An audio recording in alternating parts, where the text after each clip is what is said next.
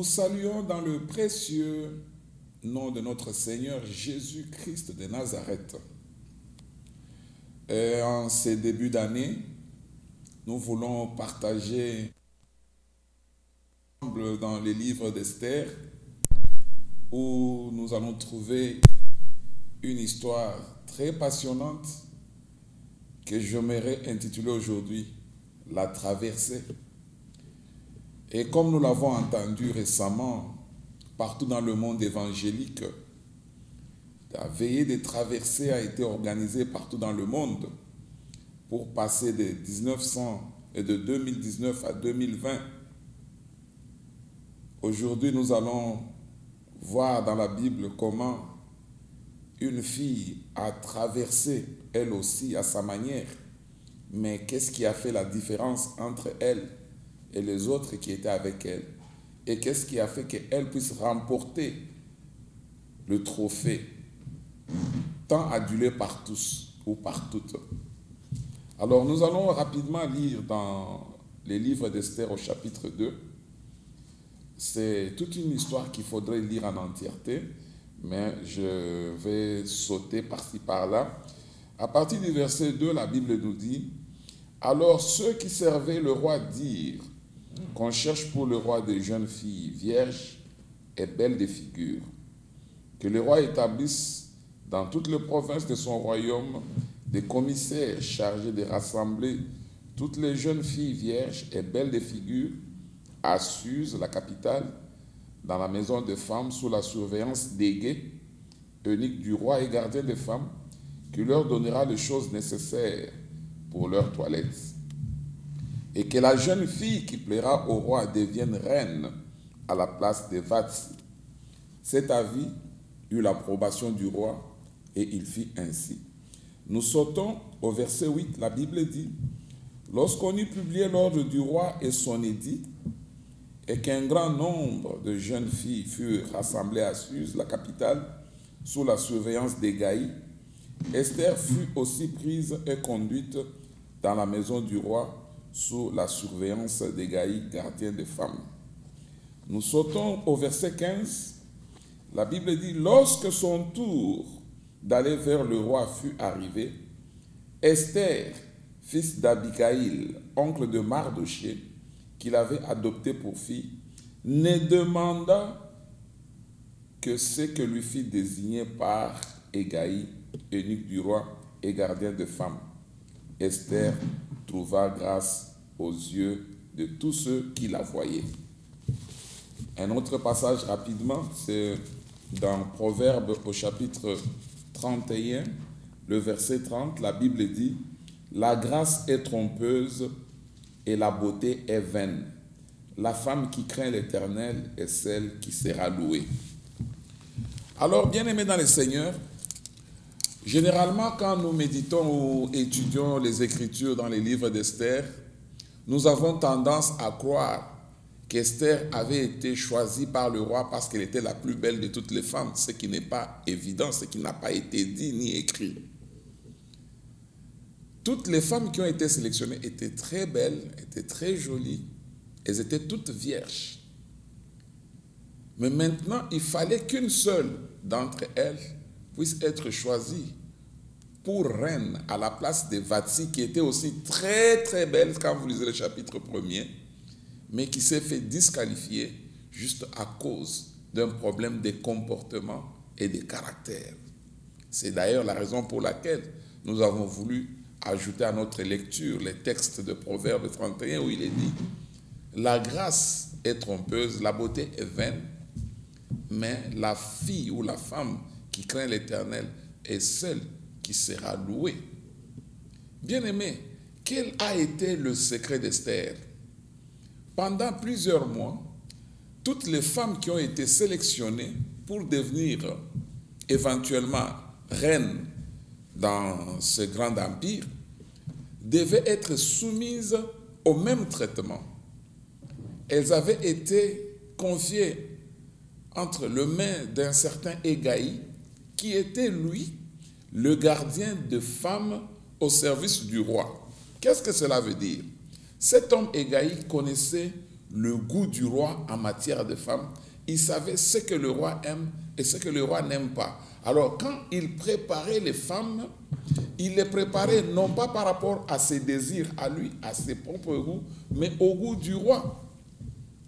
Et par là déjà, d'une façon prophétique, nous voyons un enseignement sur l'œuvre du Saint-Esprit dans l'Église. L'œuvre du Saint-Esprit dans l'Église, l'œuvre principale, si je peux me répéter, consiste à préparer l'épouse, qui est l'Église, au goût de l'époux, qui est le Christ. Le Christ revient bientôt pour prendre son épouse pour les noces de l'agneau. Mais Égaïe, les gardiens des femmes, qui est le Saint-Esprit, prépare l'Église, non pas selon le goût de l'Église, non pas selon le goût du Saint-Esprit, mais selon le goût du Christ, le Seigneur, l'époux céleste, l'époux divin. Voilà pourquoi il est intéressant, il est très important que l'Église puisse être à l'image de l'époux. Voilà pourquoi l'Église doit refléter le caractère de l'époux. Voilà pourquoi l'Église doit plaire à l'époux. Mais comme l'Église ne sait pas comment il faut plaire à l'époux, alors l'Église n'a qu'à se soumettre au Saint-Esprit qui connaît le goût de l'époux et qui vient mettre ce goût dans nos cœurs. C'est pourquoi même au temps de l'enlèvement, la Bible dit, l'Esprit et l'époux disent, viens, Seigneur Jésus. Donc le Seigneur Jésus, avant de rentrer au ciel, il a dit, je ne vous laisserai pas orphelins, je vous enverrai un autre consolateur. Lui, il vous conduira dans toute la vérité. Il vous dira ce qu'il faut faire. Alors, maintenant, quand les femmes étaient dans cette maison de femmes, où on leur avait donné des lotions, des huiles, des aromates, pour se rendre belles, mais par rapport au goût et au désir du roi, la Bible nous dit quelque chose de très particulier en ce qui concerne Esther. Esther s'était donné comme discipline de ne faire que ce que Égaïe lui avait demandé de faire, de ne prendre que ce que Égaïe lui avait recommandé. C'est pourquoi, après plusieurs mois de préparation, le temps pour passer vers la maison du roi est arrivé. Et c'est cette traversée de la maison des femmes vers la maison du roi. C'est la traversée dont je veux parler. La Bible dit, quand les femmes traversaient ce couloir, on leur laissait prendre tout ce qu'elles voulaient. Ça veut dire qu'il y avait beaucoup de choses à prendre. Mais Égaïe avait pris soin de dire aux femmes, quand vous allez là-bas, vous pouvez prendre ce que vous voulez. Mais moi, je vous recommande de ne prendre que ceci et cela. Ne touchez pas à ceci, ne touchez pas à cela. Mais malheureusement pour les autres filles, bien qu'elles étaient aussi belles, et je crois même qu'il y en avait même de plus belles qu'Esther, mais Esther a connu le secret de la réussite, c'est de ne prendre que ce que Égaïe lui avait recommandé. Et la Bible dit, lorsque le tour pour Esther d'aller vers le roi arriva, elle ne prit que ce que Égaïe lui avait recommandé. Bien-aimé, tu as été dans une veille de prière, de traversée, mais c'est une très bonne chose. À minuit 00, tu as déclaré des choses, c'est une bonne chose. Est-ce que tu es sûr que ces choses arriveraient parce que tu étais dans une prière à minuit et que tu les as déclarées? Non. Elles n'arriveraient pas tant que tu n'as pas compris que tu ne dois faire que ce que le Seigneur te demande de faire. Le Seigneur, notre Dieu, ne se laisse pas duper par les organisations des hommes, par les émotions humaines. Le Seigneur, notre Dieu, il prend soin de ceux qui les craignent. La beauté est vaine, la gloire est vaine, mais la femme qui craint l'Éternel, c'est celle qui sera louée. De la même manière, être dans une veillée de prière qui s'appelle crossover, traversée, ça peut être magistral, spirituel, prophétique, c'est très beau, ça sonne si bien aux oreilles, mais Dieu, il ne se laisse pas duper. Bien-aimé, Dieu ne travaille qu'avec ceux qui les craignent. Dieu ne travaille qu'avec ceux qui comprennent les désirs du Saint-Esprit. Égaïe, le gardien des femmes au service du roi, c'est le Saint-Esprit. Il nous dit ce qu'il faut faire et ce qu'il ne faut pas faire.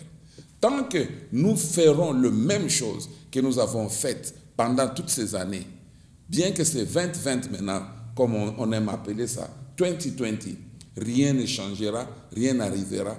Nous resterons les mêmes individus avec les mêmes problèmes parce que nous vivons sous les mêmes principes. Il est temps pour nous de changer des choses. Il est temps pour nous de convertir notre façon d'être. Il est temps pour nous de nous asseoir et de faire le bilan et de voir des choses négatives qu'il faut éliminer de notre vie, de notre marche quotidienne. Il est temps pour nous de pouvoir comprendre qu'il y a des choses que nous avons faites par habitude et qui n'ont rien apporté à l'avancement de l'évangile. Bien-aimés, les églises, nous devons quitter, sortir des habitudes.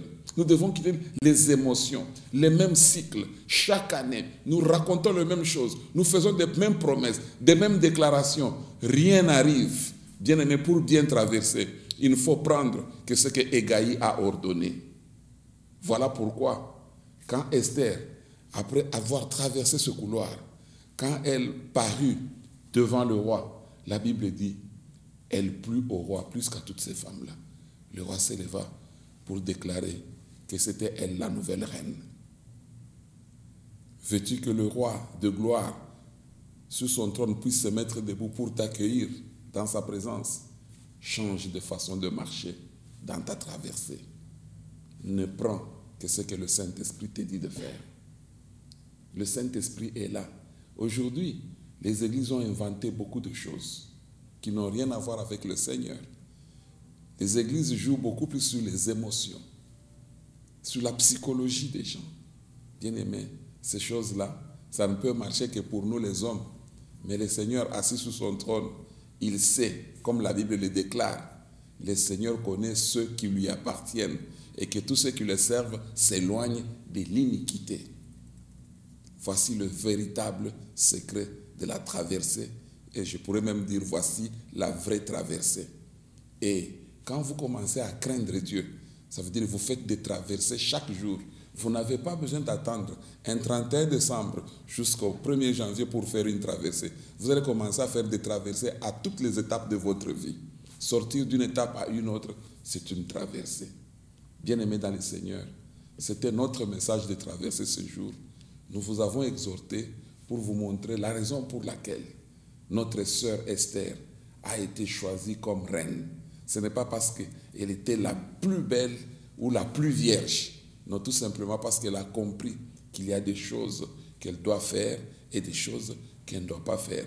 Et une fois que vous comprenez ce qu'il faut faire et ce qu'il ne faut pas faire, vos traversées seront toujours des réussites. Vos traversées n'auront pas de date. Ça se fera à tout moment. Et vous serez un chrétien vigoureux, un chrétien puissant, un chrétien victorieux, un chrétien triomphant, un chrétien à succès. Que le Seigneur vous bénisse comme nous venons de commencer l'année et nous savons que vraiment nous avons encore une longue course. Nous avons encore une longue marche. Lève-toi, marche. Lève-toi, mange et bois. La parole de Dieu, respire par le Saint-Esprit. Le chemin est encore trop long. Mais une fois que tu t'es saisi de ce secret de traversée, tu verras que la marche sera facilitée par le Seigneur. Parce que quand il te tient la main, c'est lui qui te montre le chemin à suivre. Que le Seigneur vous bénisse.